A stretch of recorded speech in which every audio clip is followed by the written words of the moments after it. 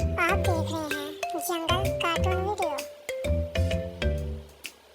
और आज की वीडियो है कुछ जानवरों की जिनमें हाथी, चीता, बंदर और दूसरे जानवर हैं और वो एक दौड़ खेलते हैं और चीता जो कि बहुत ज़्यादा तेज़ दौड़ता है और वो बहुत ज़्यादा तेज़ दौड़ता है।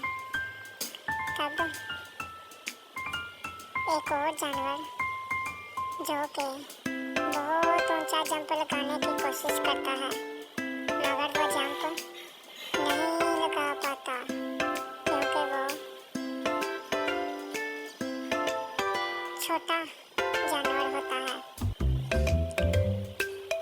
और इसके बाद एक और जानवर जो कि पानी में तैरता है और वो जानवर अपना अपना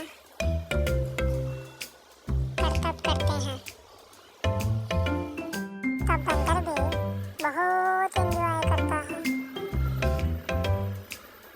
और वो भी ये सोचता है कि मैं भी करतब दिखाऊं। और तब सारे जानवर सोचते हैं कि हम खेलें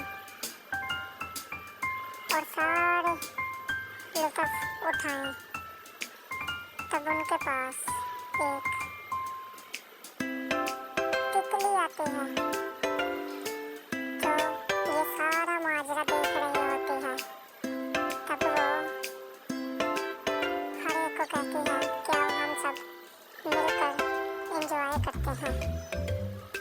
तब सारे मिलकर एक दूसरे के साथ बहुत ज़्यादा एंजॉय करते हैं।